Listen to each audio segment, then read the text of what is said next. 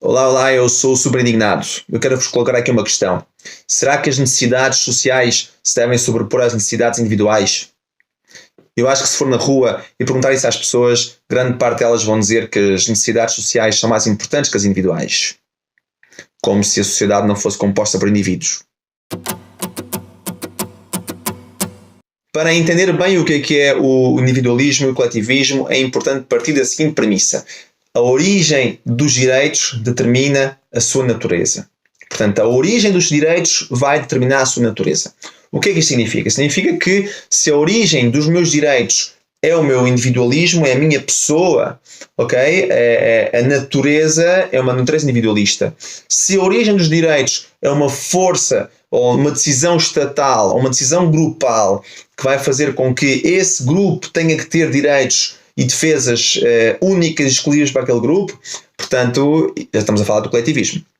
De acordo com a minha pergunta de partida, eu acredito que muita gente iria responder que as necessidades sociais são mais importantes que as necessidades individuais, devem ser antes das necessidades individuais. Contudo, eu acho que isto está derivado com o modus operandi, o modus pensante da sociedade ocidental, que é nada mais nada menos de defender aquilo que é algo coletivo, trabalhar por uma coletividade, e isso é uma estratégia muito bem montada pelos coletivistas, pois conseguem apelar à emoção de um determinado grupo de acordo com as características específicas de cada pessoa e a partir daí trabalhar nos direitos que esse grupo deve ter.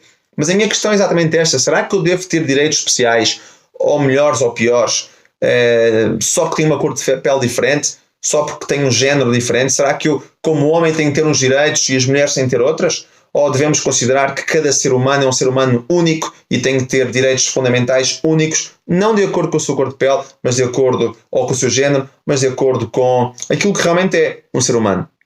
A liberdade é algo que faz um bocado de impressão às pessoas e, portanto, nós, como seres humanos, estamos acostumados a estar na nossa zona de conforto. Nós procuramos a nossa zona de segurança, a nossa zona de conforto. Se tivermos algum líder que diga o que é que nós temos que fazer, melhor. Porquê? Porque nós não vamos estar sempre protegidos e representados por alguém. A questão é que a liberdade acarreta muita responsabilidade. Nós precisamos, para ser livre, precisamos ser responsáveis. E nós temos que viver de acordo exatamente com isso. Se você quer ser livre, tem que ser responsabilizado e tem que ter responsabilidade. E, portanto, isso faz com que haja uma transferência de um poder para o indivíduo e não tanto uma transferência de um poder para o Estado. Isto é uma grande diferença do coletivismo e individualismo.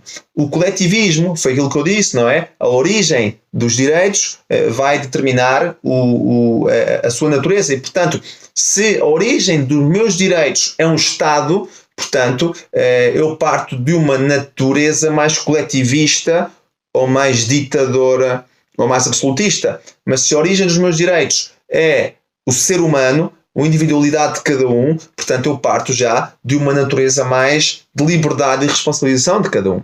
Eu, para falar do tema, eu peguei aqui em dois textos que eu acho geniais. São dois textos que todos nós conhecemos. Um deles é da Declaração da Independência dos Estados Unidos e o outro é do Pacto Internacional dos Direitos Económicos, Sociais e Culturais da ONU. Eu vou falar do primeiro. A Declaração da Independência dos Estados Unidos diz o seguinte: manifestamos o seguinte como verdadeiro, que todos os homens foram criados como iguais, que o seu Criador lhes deu direitos fundamentais, que entre eles está a vida, a liberdade e a busca pela felicidade, que para proteger tais direitos criam-se governos entre os homens.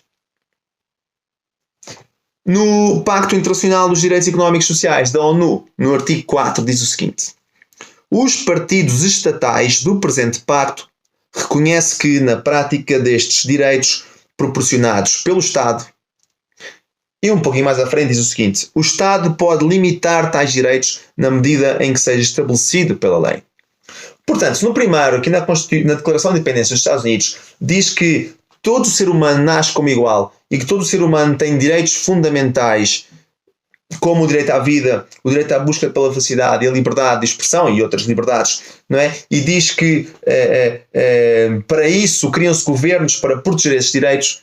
Por outro lado, na ONU, os coletivistas dizem exatamente outra vertente da história. Dizem, não, espera lá, os direitos são criados pelos governos. Não é o ser humano que tem que criar os direitos. Ou seja, os seres humanos não têm direitos. Têm direitos dados pelo governo, aquilo de acordo com aquilo que o governo queira dar, ou que o poder estatal queira dar. Contudo, esses direitos podem ser alterados de acordo com o que estiver previsto na lei. Mas as leis mudam-se, são escritas no papel. Portanto, eles podem mudar as leis sempre quiserem. Portanto, uma grande diferença entre o coletivismo e o individualismo está bem patente nestas duas declarações, nestes dois pactos que estão aqui. Não é? Um deles defende o indivíduo e a liberdade, que ele tem a ser livre, que ele tem que ter em busca da felicidade, as suas escolhas e o seu direito à vida. E o Estado não tem que dar esses direitos. O Estado serve nada mais ou menos para proteger esses direitos. E a partir do momento em que eu perca este foco fundamental, eu vou para outro lado, que é o lado do coletivismo. E o lado coletivista acarreta um maior poder estatal no dar direitos a cada um de nós. Há uma questão aqui, que é uma questão importante, da relação, da questão de grupo. O que é que realmente é um grupo? O grupo é algo que pode ser muito abstrato. Por exemplo, eu não posso dizer que um bosque é um grupo. Não, eu quando olho para um bosque, eu vejo um grupo de árvores, não é? Portanto, quando olho para um bosque, eu vejo imensas árvores. E as árvores é que formam o bosque. E, portanto, o bosque não existe se não houver as árvores. E aqui, num bocado com o coletivismo, o individualismo é o mesmo. O que é um grupo? Um grupo é algo abstrato. O grupo é nada mais nem menos do que o conjunto das pessoas em si. Não é? E o todo é o conjunto das partes. E nós, por exemplo, nós não podemos dizer assim, eliminar 3 ou 4 indivíduos em prol do grupo. Eu não posso fazer isso. E o coletivismo defende isso. Não. Se tem que haver sacrifício de alguns membros, de alguns indivíduos para o bem do grupo, se que assim seja, faremos esses sacrifícios. O individualismo não admite isso. O individualismo diz, não. Todos nós temos direitos iguais, que o direito à vida, etc. Esse direito tem que ser protegido pelo governo. Não pode ser dado pelo governo. Em relação ao coletivismo, é o que passa. Não, o governo dá. E se há, para proteger o grupo, eu tiver que tirar direitos a 3 ou 4, isso será feito. Está bem? E há uma frase que é muito importante, e eu quero retratar exatamente sobre isto agora, que é: o coletivo tem de se sobrepor sobre o indivíduo. Vocês sabem quem disse esta frase? Nacional-socialismo, Adolf Hitler. Ele dizia isso, ele dizia, o coletivismo tem que se sobrepor ao individualismo. Aliás, o coletivismo, o nacional-socialismo manifestou-se contra o grande capitalismo anglo-saxónico e também aos judeus. Por isso é que uma das razões foi essa, porque ele dizia que o coletivo é muito mais importante que o individual, então ele opôs-se ao capitalismo exatamente através da força coletivista. Outra coisa que é importante salientar é que o individualismo refere que o Estado não deve ter direitos acima dos meus. Eu vou dar um exemplo para explicar isso. Vamos supor que eu vou pedir, a partir de agora o governo diz que não se trabalha mais aos domingos. A minha questão é, eu não posso exigir ao meu vizinho que trabalhe ou que não trabalhe aos domingos. Eu não posso fazer isso. Portanto, a partir do momento que se calhar é uma decisão sem grande importância, né? O governo diz, a partir de agora aos domingos não se trabalha, nós estamos a dar um direito ao Estado acima do direito que eu tenho para exercer na minha vida. Portanto, eu não posso, da mesma maneira que eu não posso obrigar o vizinho a não trabalhar no domingo, não se deveria poder deixar ou permitir que o Estado tenha esse poder em nossas vidas. Tá bem? E a partir do momento em que se abre essa porta para que o Estado consiga ter direitos acima daqueles direitos que cada um de nós tem, nós começamos a abrir porta para o absolutismo e para a ditadura. E daí que as vertentes coletivistas do nacionalsocialismo, do fascismo, o comunismo, etc., todas elas são absolutistas e ditatoriais, porque veem o coletivo acima do individual, enquanto que aquelas iniciativas, aqueles projetos mais liberais defendem o individualismo, porque defendem nada mais nada menos do que a liberdade de cada um. Espero que tenham gostado do vídeo. Eu posso tocar neste tema mais vezes, porque há muito mais para falar sobre este tema.